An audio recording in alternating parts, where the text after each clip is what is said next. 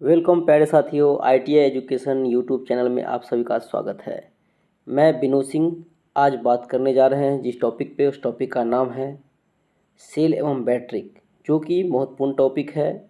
Cell एवं battery में आपको देखने को मिलेगा AC DC, जिससे बैटरी में कौन सी धारा परिपथ होती है, बैटरी में कौन सा धारा हम लोग यूज करते हैं, DC यूज करते हैं कि AC यूज करते हैं। इस सबसे क्वेश्चंस आपको देखने को मिलेगा। बहुत ही अच्छा टॉपिक है। चलिए आप लोग इस वीडियो को पूरा देखेंगे और सब्सक्राइब, लाइक और शेयर ज़रूर करेंगे। चलिए बात करते हैं। और सबसे पहली बात है कि आज होली का नेक्स्ट डे हो गया। होली आप लोग का आशा करते हैं कि अच्छा से बीता होगा। चलिए फिर आप बात करते हैं, क्लास पे टॉपिक पे चर्चा करते हैं। चलिए पहला क्वेश्चन है सेल एवं बैटरी से। पहला क्वेश्चन क्या कह रहा है, जब विद्युत अपघटन से धारा प्रवाहित होती है तो धारा से किस प्रकार का प्रभाव उत्पन्न होता है। जब विद्युत अपघटन से धारा प्रवाहित होती है तो धारा से किस प्रकार का प्रभाव उत्पन्न होता है। चुंबकीय प्रभाव, ऊष्मीय प्रभाव, रासायनिक प्रभाव, प्रकाशीय प्रभाव। तो बताइए किस प्रकार का जो है, मतलब जो है इसमें आपको धारा जो है किस प्रकार का प्रभाव उत्पन्न करेगा, तो वो रासायनिक प्रभाव उत्पन्न करता है। विद्युत अपघटन के बाद जो है धारा प्रवाहित होती है तो धारा जो है रासायनिक प्रभाव उत्पन्न करता है। ठीक है, ये सी ऑप्शन सही है। नेक्स्ट क्वेश्चन देखते हैं। 2 नंबर क्वेश्चन क्या कह रहा है कि किसी इलेक्ट्रोड पर जमे हुए पदार्थ का द्रव्यमान खाली स्थान के समानुपाती होता है। तो किसके समानुपाती होता है, वोल्टता के, केवल समय के, केवल धारा मान के, केवल धारा की मात्रा के। तो इसका राइट आंसर क्या आ जाएगा कि जमा हुए पदार्थ का द्रव्यमान धारा की मात्रा के समानुपाती होता है। डी ऑप्शन इसका सही हो जाएगा। नेक्स्ट क्वेश्चन देखते हैं। 3 नंबर क्वेश्चन क्या कह रहा है। देखिए 3 नंबर क्वेश्चन में है कि विद्युत रासायनिक तुल्यांक के संदर्भ में कौन सी परिभाषा सही है। इसमें परिभाषित है, ये परिभाषा आपको कौन सा सही है इसके बारे में कथन देखना है। यह किसी तत्व के परमाणु भार से हाइड्रोजन के परमाणु भार का अनुपात होता है। बी ऑप्शन क्या कह रहा है, यह प्रति इकाई इलेक्ट्रॉन प्रति इकाई हाइड्रोजन की मात्रा के लिए किसी तत्व का मुक्त हुआ अनुपात होता है। सी ऑप्शन क्या है, यह परमाणु भार और संयोजकता का अनुपात होता है। डी ऑप्शन क्या कर रहा है, उपरोक्त में से कोई नहीं। तो बताइए इसका राइट आंसर क्या हो जाएगा कि इसमें कौन सा कथन सही है या फिर क्या इसकी परिभाषा है। तो इसकी रासायनिक तुल्यांक की परिभाषा क्या होता है, यह प्रति इकाई हाइड्रोजन की मात्रा के लिए किसी तत्व का मुक्त हुआ अनुपात होता है। बी ऑप्शन सही है। इसका राइट आंसर क्या आ जाएगा, बी ऑप्शन सही है। चलिए नेक्स्ट क्वेश्चन देखते हैं। इसका राइट आंसर क्या आ जाएगा, बी ऑप्शन सही है। इसका जो आपको देख रहे हैं कि कौन सा है, इसका 3 का राइट आंसर क्या हो जाएगा, बी ऑप्शन सही है। यह प्रति इकाई हाइड्रोजन की मात्रा के लिए किसी तत्व का मुक्त हुआ अनुपात होता है। चलिए नेक्स्ट क्वेश्चन देखते हैं। 4 नंबर क्वेश्चन क्या कह रहा है। 4 नंबर क्वेश्चन में क्या कह रहा है, वैद्युतिक अपघटन में क्या कह रहा है। 4 नंबर, वैद्युतिक अपघटन में कैथोड पर एकत्र होने वाली पदार्थ की द्रव्यमान क्या होता है, वोल्टेज के अनुक्रमानुपाती होता है। बी ऑप्शन क्या है, केवल समय के अनुक्रमानुपाती होता है। सी ऑप्शन क्या है, केवल धारा के अनुक्रमानुपाती होता है। डी ऑप्शन क्या है, धारा के परिमाण और विद्युत रासायनिक तुल्यांक के गुणनफल IT के अनुक्रमानुपाती होता है। तो बताइए इसका राइट आंसर क्या हो जाएगा कि धारा के परिमाण और विद्युत रासायनिक तुल्यांक के गुणनफल I/T के अनुक्रमानुपाती होता है। डी ऑप्शन सही है। चलिए नेक्स्ट क्वेश्चन देखते हैं। 5 नंबर क्वेश्चन क्या कह रहा है। 5 नंबर क्वेश्चन में है कि इलेक्ट्रोलाइट की अवस्था, क्या कह रहा है कि इलेक्ट्रोलाइट की अवस्था को व्यक्त किया जाता है। तो इलेक्ट्रोलाइट की अवस्था को कैसे व्यक्त करते हैं, आपेक्षिक घनत्व के रूप में, आउटपुट वोल्टेज के रूप में, सी ऑप्शन क्या है, आउटपुट धारा के रूप में, डी ऑप्शन क्या है, अम्लीय अंश के रूप में। तो बताइए इसका राइट आंसर क्या हो जाएगा, आपेक्षिक घनत्व के रूप में हम लोग इलेक्ट्रोलाइट की अवस्था को व्यक्त करते हैं। ये ऑप्शन सही है।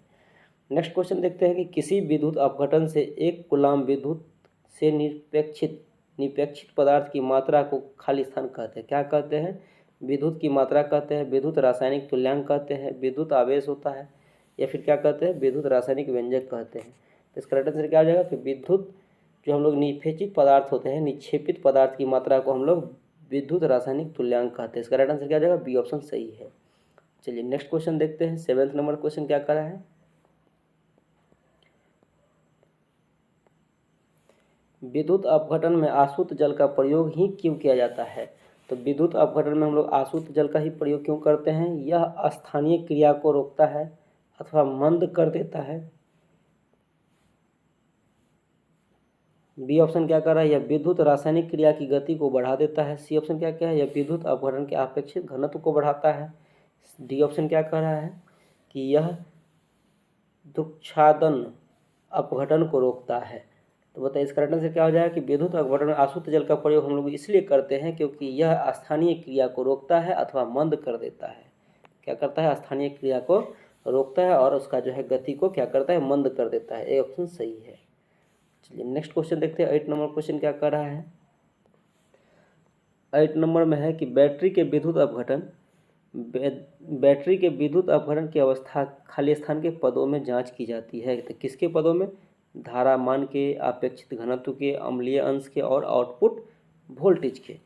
तो बताइए इसका राइट आंसर क्या हो जाएगा कि अपेक्षित घनत्व के रूप में हम क्या करते हैं, बैटरी के विद्युत अपघटन की अवस्था को अपेक्षित घनत्व के रूप में जांच करते हैं। बी ऑप्शन सही है।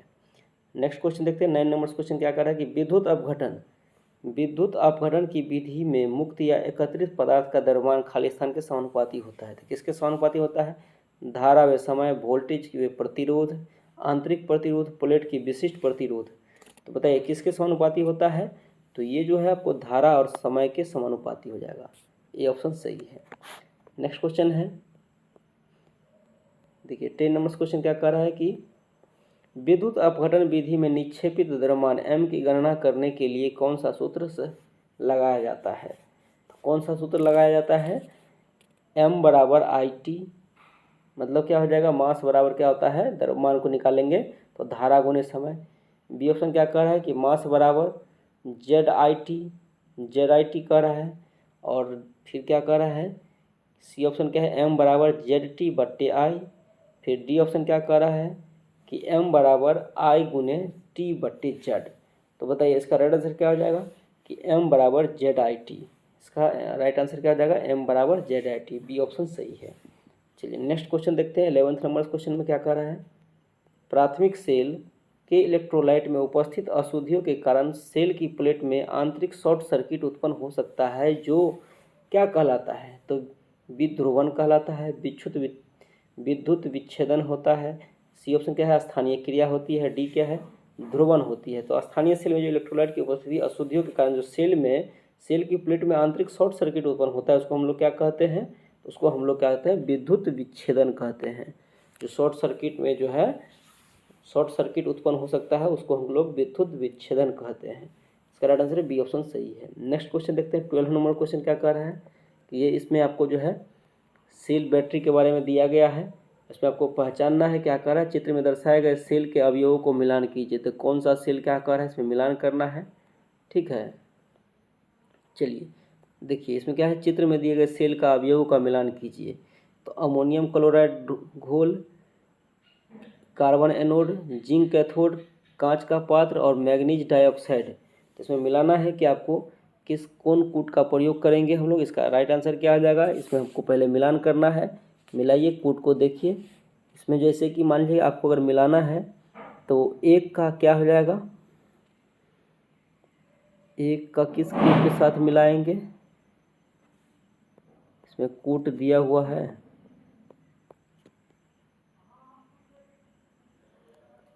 अच्छा, इसमें कोड दिया हुआ है कि ए। अच्छा, इसमें जो है वो लिखने में गलती किया है, जैसे कि कूट है और ABC। अच्छा, पहले कौन सा है, क्या क्या कह रहा है, ए में क्या कह रहा है, बी में क्या कह रहा है।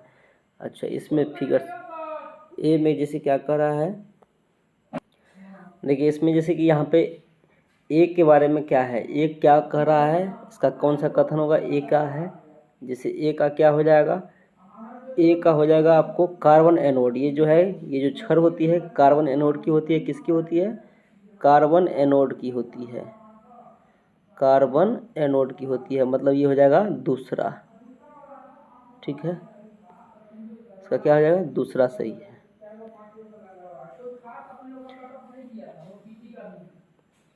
ए का क्या हो जाएगा, ए का हो जाएगा दूसरा, ए का हो जाएगा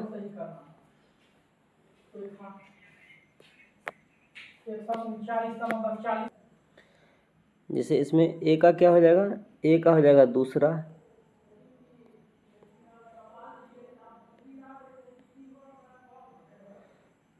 फिर इसमें बी का क्या कह रहा है, बी जो है क्या है, बी जो है आपको जिंक कैथोड है, वो हो जाएगा आपको कार्बन एनोड है, तो ये जिंक कैथोड है, इसका हो जाएगा तीसरा, क्या हो जाएगा, इसका तीसरा हो जाएगा।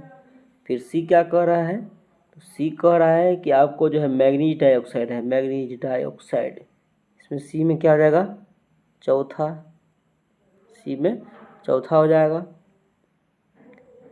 सी में चौथा हो जाएगा। मैग्नीज डाइऑक्साइड पाँचवा है ना, मैग्नीज डाइऑक्साइड पाँचवा, ठीक है।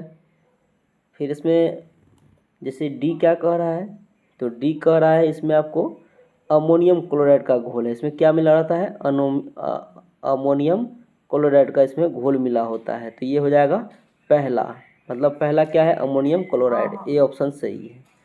फिर क्या हो जाएगा इसमें, फिर इसमें कह रहा है कि आपको ई क्या कह रहा है, तो ई के बारे में जानकारी लेना है, तो ई क्या कह रहा है, ई कह रहा है कांच का पात्र, मतलब चौथा हो जाएगा। तो इसका राइट आंसर मिलाइए, इसका राइट आंसर जैसे बी है, बी में देखिए मिलान हो रही है, तो बी ऑप्शन सही है। चलिए नेक्स्ट क्वेश्चन देखते हैं। 13 नंबर क्वेश्चन क्या कह रहा है, 13 नंबर क्या है, सरल वोल्टाइक सेल में उत्पन्न दोष का नाम क्या है जो जिंक प्लेट पर अशुद्धियों की उपस्थिति के कारण होता है। तो अशुद्धियों के कारण उपस्थित होता है तो उसको क्या कहते हैं, ध्रुवण कहते हैं, स्थानीय क्रिया कहते हैं, सल्फेंशन कहते हैं, बकलिंग कहते हैं। तो इसका बताइए राइट आंसर क्या हो जाएगा, इसका हो जाएगा स्थानीय क्रिया कहते हैं। सरल वोल्टेइक सेल में उत्पन्न दोष का नाम जिंक प्लेट पर अशुद्धियों की उपस्थिति के कारण होता है, इसको स्थानीय क्रिया कहते हैं। नेक्स्ट क्वेश्चन कहते हैं, बैटरी में अपघटन में आयतन के अनुसार लगभग खाली स्थान सल्फ्यूरिक अम्ल वे लगभग खाली स्थान जल होता है, तो कितने सल्फ्यूरिक अम्ल और कितने % जल होता है। तो बताइए इसमें क्या हो जाएगा कि आपको 35% सल्फ्यूरिक अम्ल होता है और 65% जल होता है, ये ऑप्शन सही है। चलिए नेक्स्ट क्वेश्चन देखते हैं। 15 नंबर क्वेश्चन क्या कह रहा है कि बैटरी के ताप में वृद्धि से अपघटन से विशिष्ट गुरुत्व पर क्या प्रभाव पड़ता है। तो बढ़ता है, घटता है, समान रहता है, इनमें से कोई नहीं। तो बताइए इसका राइट आंसर क्या हो जाएगा, ये घटता है। क्या होता है, बैटरी के ताप में वृद्धि से अपघटन में विशिष्ट गुरुत्व का प्रभाव क्या होता है, घट जाता है, विशिष्ट गुरुत्व घटता है, बी ऑप्शन सही है। नेक्स्ट क्वेश्चन देखते हैं, शुष्क सेल में कौन सा पदार्थ विध्रुवक का कार्य करता है। तो विध्रुवक का कार्य क्या कहते हैं, अमोनियम क्लोराइड करते हैं, जिंक क्लोराइड कहते हैं, पेरिस प्लास्टर कहते हैं, मैग्नीज डाइऑक्साइड कहते हैं। तो क्या करते हैं वो, आपको जो है शुष्क सेल में कौन सा पदार्थ विध्रुवक के कार्य करता है, तो मैग्नीज डाइऑक्साइड जो है विध्रुवक का कार्य करता है, डी ऑप्शन सही है। नेक्स्ट क्वेश्चन देखते हैं। 17 नंबर क्वेश्चन क्या कर रहा है, प्राथमिक सेल क्या है, प्राथमिक सेल में उत्पन्न होने वाले स्थानीय क्रिया दोष को दूर किया जा सकता है। कैसे किया जाता है, सेल को आवेशित करके सेल को केवल अल्प समय के लिए प्रयोग करके, जस्ता इलेक्ट्रोड पर पारे की परत चढ़ा करके, किसी भी विधि से नहीं। तो बताइए इसमें राइट आंसर क्या हो जाएगा कि अगर हम प्राथमिक सेल को उत्पन्न होने वाले स्थानीय दोष को दूर किया जा सकता है तो कैसे करके, तो हम लोग इसमें करेंगे क्या, जस्ते इलेक्ट्रोड पर पारे की परत चढ़ा देंगे, इसका क्या हो जाए, दोष दूर कर सकते हैं, सी ऑप्शन सही है। नेक्स्ट क्वेश्चन क्या कर रहा है कि 18 नंबर में निम्न में से कौन सा सेल प्राथमिक सेल नहीं है। प्राथमिक सेल कौन सा नहीं है, Daniell cell, Leclanche cell, lead acid cell और शुष्क सेल। तो इसमें कह रहा है कि नहीं है। सबसे पहली बात है ये ध्यान देना है की बात नहीं हो रही है, इसमें कह रही है कि प्राथमिक सेल नहीं है, ये ध्यान देना है।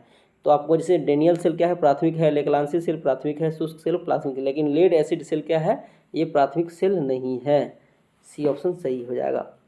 चलिए नेक्स्ट क्वेश्चन देखते हैं। शुष्क सेल खाली स्थान शुष्क सेल के रूप में निर्मित रूप होता है, तो क्या होता है, वोल्टाइक, लेक्लांसी, डेनियल और लेड एसिड। तो इसमें क्या है, शुष्क सेल खाली स्थान शुष्क सेल का रूप निर्मित रूप होता है, तो किस में होता है, तो आपको जो है लेक्लांसी सेल में क्या होता है, शुष्क सेल का रूपांतरित निर्मित होता है, ठीक है। शुष्क सेल लेक्लांसी सेल का शुष्क रूप में निर्मित होता है, बी ऑप्शन सही है।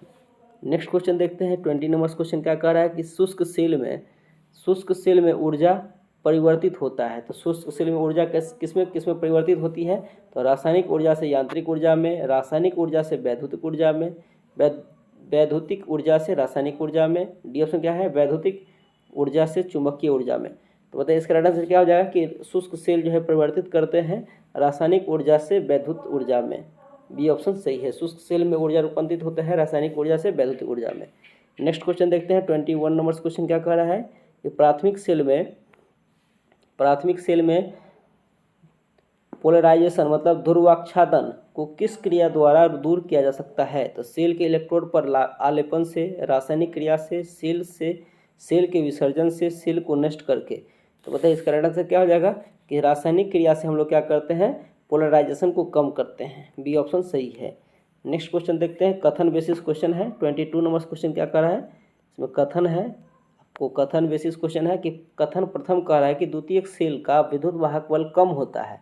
दूसरा कथन कह रहा है प्राथमिक सेल का विद्युत वाहक बल अधिक होता है। तो इसमें देखिए द्वितीयक और प्रथम दोनों के अंतर स्पष्ट करना है। तो उपरोक्त कथन पर कौन सा कथन सत्य है। कथन एक सत्य है, कथन दो सत्य है, कथन एक और दोनों सत्य है, कथन एक और दो दोनों असत्य है। तो बताइए इसका राइट आंसर क्या हो जाएगा कि इसमें जो है द्वितीयक सेल का विद्युत वाहक बल कम होता है, ये कथन गलत है। प्राथमिक सेल का विद्युत वाहक बल अधिक होता है, ये भी कथन गलत है। क्या होता है कि आपको प्राथमिक सेल का विद्युत वाहक बल कम होता है जबकि द्वितीयक सेल का विद्युत वाहक बल अधिक होता है। इसलिए क्या हो जाएगा, कथन एक और कथन दोनों क्या हो जाएगा, असत्य हो जाएगा। डी ऑप्शन सही है। चलिए नेक्स्ट क्वेश्चन देखते हैं, 23 नंबर क्वेश्चन, ये भी कथन बेसिस क्वेश्चन है। इसमें क्या कह रहा है, कथन एक शुष्क सेल एक प्राथमिक सेल है। दूसरा कथन कह रहा है निकेल कैडमियम सेल भी एक प्राथमिक सेल है। उपरोक्त कथनों में से कौन सा कथन सत्य है। कथन एक सत्य है, कथन दो सत्य है, कथन एक और दो दोनों सत्य है, कथन एक और दो दोनों असत्य है। तो बताइए इसका राइट आंसर क्या हो जाएगा कि प्रथम, इसमें क्या कह रहा है कि शुष्क सेल एक प्राथमिक सेल है, ये सही बात है। लेकिन निकेल कैडमियम सेल एक प्राथमिक सेल है, ये गलत है। इसलिए कथन एक सही हो जाएगा, ये ऑप्शन सही है। नेक्स्ट क्वेश्चन देखते हैं, 24 नंबर क्वेश्चन क्या कह रहा है कि द्वितीयक सेल का मुख्य लाभ क्या है। द्वितीयक सेल का मुख्य लाभ है क्या है, इसे सचल वैद्युतिक स्रोत से रूप में प्रयोग किया जा सकता है। बी है इसे पुनः आवेशित किया जा सकता है। सी है इसका मूल्य कम होता है। डी है इसका आकार छोटा होता है। तो बताइए इसका राइट आंसर क्या हो जाएगा, द्वितीयक सेल का मुख्य लाभ होता है इसे पुनः आवेशित किया जा सकता है। हम लोग इसे क्या करते हैं, पुनः चार्ज कर सकते हैं। तो द्वितीय सेल का मुख्य लाभ होता है इसे हम पुनः आवेशित मतलब पुनः चार्ज कर सकते हैं, ठीक है। जैसे शुष्क सेल का हम पुनः चार्ज नहीं कर सकते, एक बार जो ख़त्म हो जाएगा वो जिसे तो उसको हम पुनः चार्ज नहीं कर सकते हैं। चलिए नेक्स्ट क्वेश्चन देखते हैं, 25 नंबर क्वेश्चन क्या कर रहा है, 25 में है लेड एसिड सेल की तुलना में निकेल आयरन सेल की दक्षता कम होती है क्योंकि इसका विद्युत वाहक बल कम होता है, इसमें कम इलेक्ट्रोलाइट प्रयुक्त होता है, इसका आंतरिक प्रतिरोध उच्च होता है, इसकी संरचना सघन होती है। तो बताइए इसका आंसर क्या हो जाएगा कि इसकी आंतरिक प्रतिरोध क्या होता है, उच्च होता है। इसका सी ऑप्शन सही हो जाएगा। चलिए नेक्स्ट क्वेश्चन देखते हैं, लेड एसिड सेल पुनः आवेशित किए जाने योग्य होता है क्योंकि इसमें क्या होता है, इसमें तनुगंधक अम्ल इलेक्ट्रोलाइट के रूप में प्रयोग किया जाता है। बी ऑप्शन क्या है, इसकी रासायनिक प्रक्रिया उत्क्रमणीय होती है। सी ऑप्शन क्या है, यह एक शुष्क प्रकार का सेल है। डी क्या है, इसमें इलेक्ट्रोलाइट का आपेक्षिक घनत्व उच्च होता है। तो बताइए इसका राइट आंसर क्या हो जाएगा, इसका राइट आंसर हो जाएगा आपको इसकी रासायनिक प्रक्रिया क्या हो जाएगी, उत्क्रमणीय है, मतलब बी ऑप्शन सही है। नेक्स्ट क्वेश्चन देखते हैं, 27 नंबर क्वेश्चन क्या कर रहा है कि लेड एसिड सेल की धनात्मक प्लेट में प्रयुक्त सक्रिय द्रव है। लेड एसिड सेल में हम लोग क्या प्रयुक्त करते हैं, तो हम लोग प्रयुक्त करते हैं जैसे कि सीसा है, PbO3 है, PbO2 है, PbSO4 है। तो मतलब ये सीसा का सभी रूप है। तो हम लोग कौन सा हम इसमें सक्रिय द्रव यूज करते हैं, तो PbO2 को हम लोग क्या करते हैं, प्रयोग करते हैं। सी ऑप्शन सही हो जाएगा। नेक्स्ट क्वेश्चन देखते हैं, 28 नंबर क्वेश्चन क्या कह रहा है, 28 नंबर क्वेश्चन में है कि यदि किसी सेल लेड एसिड बैटरी के लंबे समय तक, क्या कह रहा है कि यदि किसी लेड एसिड बैटरी को लंबे समय तक निष्क्रिय रखते हैं तो क्या होता है।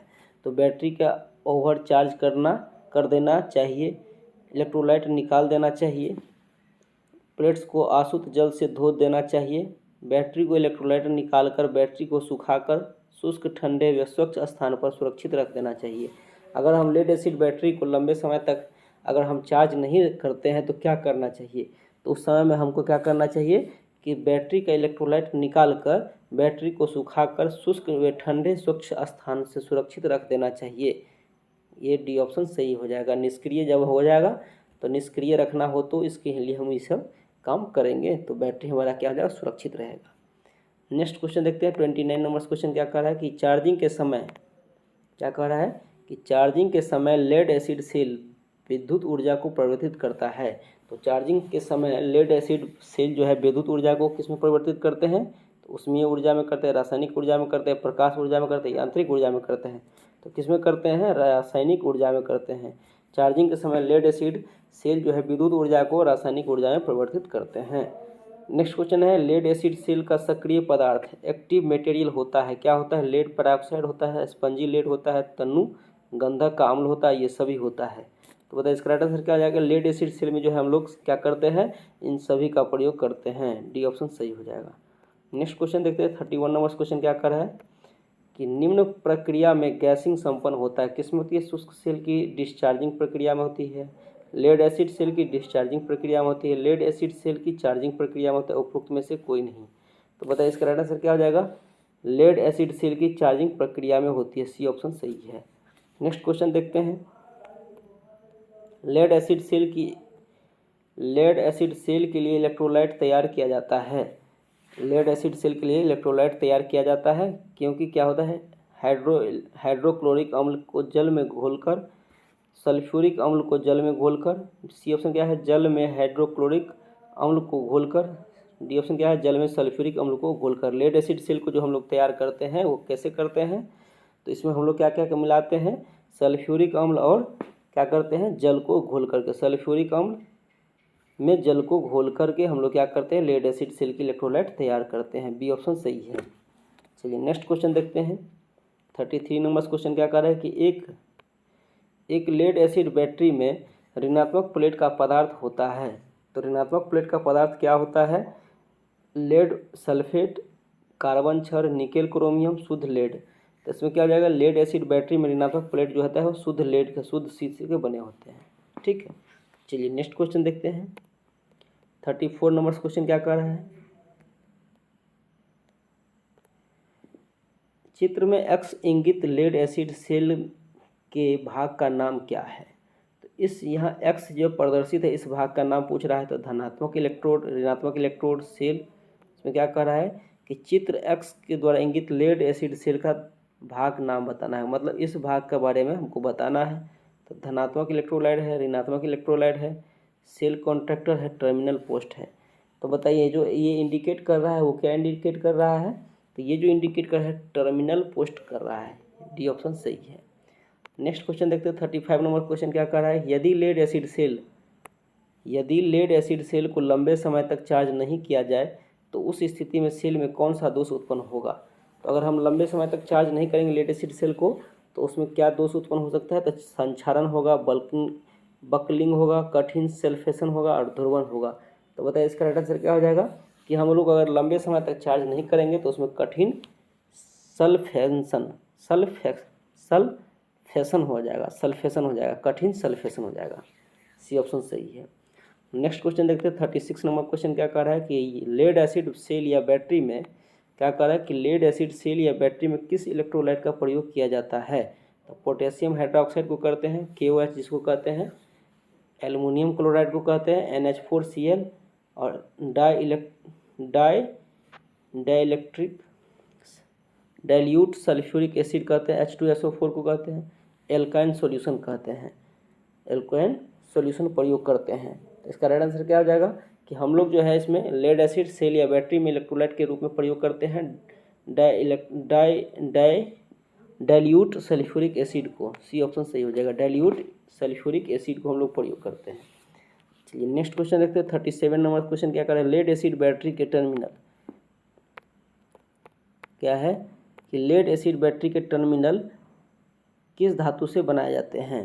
ये ना है क्वेश्चन, लेड एसिड बैटरी के टर्मिनल जो है, लेड एसिड बैटरी के टर्मिनल किस धातु से बनाए जाते हैं। तो तांबा से, सीसा से, जस्ता से और ये सभी से। तो लेड एसिड बैटरी के टर्मिनल जो है बनाए जाते हैं वो बनाए जाते हैं सीसा से। और नाम ही स्पष्ट है, लेड एसिड सेल या बैटरी के टर्मिनल किस धातु से बनाए जाते हैं, तो सीसा से बनाए जाते हैं। बी ऑप्शन सही है। नेक्स्ट क्वेश्चन है, बैटरी के कवर में वेंट प्लग में छिद्र किस लिए बनाया जाता है। गैस बाहर निकलने हेतु, सुंदरता के लिए, बैटरी के सुरक्षा एवं गैस बाहर निकलने के लिए, डी क्या है उपरोक्त में से सभी के लिए। तो बताइए इसका आंसर क्या हो जाएगा कि बैटरी की सुरक्षा व गैस बाहर निकलने के लिए हम लोग क्या करते हैं कि वेंट प्लग में छिद्र बनाते हैं। ठीक है, इसका सी ऑप्शन सही हो जाएगा। नेक्स्ट क्वेश्चन देखते हैं 39 नंबर क्वेश्चन क्या कह रहा है कि लेड एसिड बैटरी में एम्पियर आवर क्षमता बढ़ाने के लिए क्या करना चाहिए। एच का मतलब क्या है, एम्पियर आवर क्षमता बढ़ाने के लिए क्या करना चाहिए। कम संख्या प्लेट प्रयोग करनी चाहिए, अधिक संख्या में प्लेट प्रयोग करनी चाहिए, प्लेट की ऊंचाई घटा देनी चाहिए, प्लेट की मोटाई बढ़ा देनी चाहिए। तो बताइए कि हमको आपको लेड एसिड बैटरी के एम्पियर आवर की क्षमता को बढ़ाएंगे तो क्या करेंगे। तो उस समय में हम लोग क्या करेंगे, उसके अधिक संख्या में प्लेट प्रयोग करनी चाहिए। ठीक है, अगर उसके हमको एम्पियर आवर क्षमता को बढ़ाना है तो अधिक संख्या में प्लेट को लगाएंगे तो उसका क्षमता बढ़ जाएगा। नेक्स्ट क्वेश्चन देखते हैं 40 नंबर क्वेश्चन क्या कह रहा है कि यह जब कोई द्वितीयक सेल भार को धारा प्रदान कर रहा हो तो वह अवस्था कहलाती है। क्या कहलाती है, लोडिंग कहलाती है, चार्जिंग कहलाती है, डिस्चार्जिंग कहलाती है, अनलोडिंग कहलाती है। तो अवस्था क्या हो जाएगी, जब कोई द्वितीयक सेल भार को धारा प्रदान कर रहा है तो वह क्या अवस्था क्या कहलाती है, डिस्चार्जिंग कहलाती है। सी ऑप्शन सही है। यहाँ पे देखिए भार है तो ये नहीं कि आप लोडिंग कहिएगा, यहाँ पे बैटरी के अगर अब बैटरी के लैंग्वेज में बोलेंगे तो इसको डिस्चार्जिंग कहते हैं। ठीक है, नेक्स्ट क्वेश्चन क्या है, लेड एसिड सेल का उपयोग होता है कहाँ होता है, ऑटोमोबाइल्स में होता है, क्वार्टर्ज घड़ी में होता है, पोर्टेबल रेडियो रिसीवर में होता है, ये सभी में होता है। तो बताइए इसका राइट आंसर क्या हो जाएगा। इसका राइट आंसर आपको ऑटोमोबाइल्स में होता है। लेड एसिड सेल बैटरी का प्रयोग कहाँ होता है, ऑटोमोबाइल में होता है। जिससे हम लोग के पास मोबाइल है उसमें लेड एसिड सेल ही प्रयोग करते हैं। ठीक है, नेक्स्ट क्वेश्चन देखते हैं 42 नंबर क्वेश्चन क्या कह रहा है कि लेड एसिड बैटरी प्लेट को शक्ति किस धातु द्वारा प्रदान करते हैं। जस्ता द्वारा, टीन द्वारा, एंटीमनी द्वारा, तांबा द्वारा। तो बताइए इसका राइट आंसर क्या आ जाएगा, एंटीमनी। सी ऑप्शन सही है। लेड एसिड बैटरी में प्लेट की शक्ति किस धातु द्वारा प्रदान की जाती है, तो एंटीमनी द्वारा। सी ऑप्शन सही है। नेक्स्ट क्वेश्चन है लेड एसिड बैटरी में विद्युत अपघटन से उत्पन्न होता है क्या होता है, सल्फ्यूरिक अम्ल व तनु लेड। बी ऑप्शन क्या कह रहा है, तनु लेड व शुद्ध जल। सी ऑप्शन क्या है, शुद्ध जल का आशुद्ध जल। डी ऑप्शन क्या है, अशुद्ध जल व सल्फ्यूरिक अम्ल। इसका राइट आंसर क्या हो जाएगा, अशुद्ध जल व सल्फ्यूरिक अम्ल। डी ऑप्शन सही है। चलिए नेक्स्ट क्वेश्चन देखते हैं 44 नंबर क्या कह रहा है, ये कथन बेसिस क्वेश्चन है। प्रथम कथन में चार्जिंग के समय लेड एसिड सेल में गैस निकलती है। द्वितीय कथन कर रहा है कि चार्जिंग के समय निकेल सेल में किसी भी प्रकार की गैस नहीं निकलती है। प्रथम कह रहा है कि लेड एसिड सेल में अगर हम चार्जिंग करते हैं उस समय में क्या निकलती है, गैस निकलती है। और दूसरा कथन कह रहा है कि चार्जिंग समय निकेल सेल में किसी भी प्रकार की गैस नहीं निकलती है। आप लोग को उपरोक्त कथन में से कौन सा कथन सत्य है चुनना है। प्रथम कथन कह रहा है कि यह पहला सत्य है। द्वितीय कथन के में क्या कह रहा है कि द्वितीय ऑप्शन में, बी ऑप्शन में कह रहा है कि दूसरा कथन सत्य है। सी ऑप्शन कह रहा है कथन 1 और 2 दोनों सही है। डी ऑप्शन कह रहा है कथन 1 और 2 दोनों क्या है, गलत है, ये दोनों असत्य है। तो बताइए इसका राइट आंसर क्या हो जाएगा। इसका राइट आंसर हो जाएगा कि प्रथम कथन और द्वितीय कथन दोनों क्या है, सत्य है। कि चार्जिंग के समय में लेड एसिड सेल में गैस निकलती है। द्वितीय कथन में कह रहा है कि चार्जिंग के समय निकेल सेल में, वहाँ लेड एसिड सेल की बात हो रही थी, यहाँ निकेल सेल की बात करें, किसी भी प्रकार की गैस नहीं निकलती है। तो लेड एसिड सेल में गैस निकलती है और निकेल सेल में जो है, निकेल सेल में गैस चार्जिंग के समय में नहीं निकलती है। तो इसलिए दोनों कथन क्या है, सत्य है। सी ऑप्शन सही है। नेक्स्ट क्वेश्चन देखते हैं 45 नंबर क्वेश्चन क्या कह रहा है, किसी द्वितीयक सेल की क्षमता की इकाई होती है। किसी द्वितीयक सेल की क्षमता की इकाई क्या है, तो क्या है, वोल्ट एम्पियर है, किलोवाट है, वाट घंटा है, एम्पियर घंटा है। तो बताइए कि हमेशा हम लोग क्षमता में जो है मापते हैं तो किस में मापते हैं, एम्पियर घंटा में मापते हैं। इसमें जो है एच जो होता है एम्पियर आवर, तो एम्पियर घंटा ये हो जाएगा। किसी सेल या किसी द्वितीयक सेल की क्षमता की इकाई क्या होती है, एम्पियर आवर्स, एम्पियर घंटा। ठीक है, इसका राइट आंसर डी ऑप्शन सही है। नेक्स्ट क्वेश्चन है जंग को लगने से रोकने के लिए लेड एसिड सेल के टर्मिनल पोस्ट पर कौन सा द्रव लगाया जाता है। तो ammonium sulphate, silica gel, petroleum jelly, sulphur powder. क्या लगाते हैं हम लोग, तो इसमें पेट्रोलियम जेली लगाते हैं। जंग को लगने से रोकने के लिए हम लोग लेड एसिड बैटरी के टर्मिनल पोस्ट पर कौन सा द्रव लगाते हैं, तो पेट्रोलियम जेली लगाते हैं। सी ऑप्शन सही है। नेक्स्ट क्वेश्चन देखते हैं 47 नंबर क्वेश्चन क्या कह रहा है कि लेड एसिड बैटरी की ऋणात्मक प्लेट का रंग होता है। तो लेड एसिड बैटरी की ऋणात्मक प्लेट कौन सा रंग होता है, भूरा होता है, ग्रे होता है, सफ़ेद होता है, काला होता है। इसका राइट आंसर क्या हो जाएगा कि लेड एसिड बैटरी की ऋणात्मक प्लेट का रंग जो है ग्रे होता है। बी ऑप्शन सही है। चलिए नेक्स्ट क्वेश्चन देखते हैं 48 नंबर क्वेश्चन क्या कह रहा है कि सेल के आंतरिक प्रतिरोध, क्या कह रहा है कि सेल के आंतरिक प्रतिरोध पर क्या प्रभाव पड़ता है जब सेल से लंबे समय तक कार्य नहीं लिया जाता है। तो अगर हम मान लीजिए कि कोई सेल से अगर लंबे समय तक कार्य नहीं करेंगे तो उसके प्रतिरोध पर क्या प्रभाव पड़ेगा, समान रहेगा, बढ़ जाता है, घटता है, घटकर शून्य हो जाता है। तो बताइए इसका राइट आंसर क्या हो जाएगा कि ये बढ़ जाता है, बी ऑप्शन सही है। उसका आंतरिक प्रतिरोध पर क्या प्रभाव था, आंतरिक प्रतिरोध बढ़ जाता है अगर उसको हम लंबे समय तक कार्य में नहीं लेते हैं, तो बी ऑप्शन सही है। नेक्स्ट क्वेश्चन देखते हैं 49 नंबर क्वेश्चन क्या कह रहा है कि चार्जिंग के दौरान क्या कह रहा है, चार्जिंग के दौरान लेड एसिड सेल के वेंट प्लग को खुला छोड़ने का क्या कारण है। तो मुक्त रूप से गैस निकलना, चार्जिंग दर को बढ़ाना, वैद्युत अपघटन के विशिष्ट गुरुत्व को बढ़ाना, डी ऑप्शन क्या है सल्फेशन दोष को कम करना। तो इसका राइट आंसर क्या हो जाएगा, मुक्त रूप से गैस निकलना, ए ऑप्शन सही है। चार्जिंग के दौरान लेड एसिड सेल के कैंट प्लग को खुला छोड़ने का कारण ये होता है कि उसको मुक्त रूप से गैस निकलना। नेक्स्ट क्वेश्चन देखते हैं, इस वीडियो का लास्ट क्वेश्चन है, 50 नंबर क्वेश्चन देखेंगे। 50 नंबर क्वेश्चन में क्या कह रहा है कि निकेल आयरन सेल होता है, कैसा होता है, तर द्वितीयक सेल, शुष्क प्राथमिक सेल, तर प्राथमिक सेल और शुष्क द्वितीयक सेल। तो बताइए इसका राइट आंसर क्या हो जाएगा, इसका राइट आंसर हो जाएगा तर द्वितीयक सेल। चलिए इस वीडियो का जो है लास्ट क्वेश्चन था, पुनः मिलते हैं नेक्स्ट वीडियो में, तब तक के लिए इतना ही।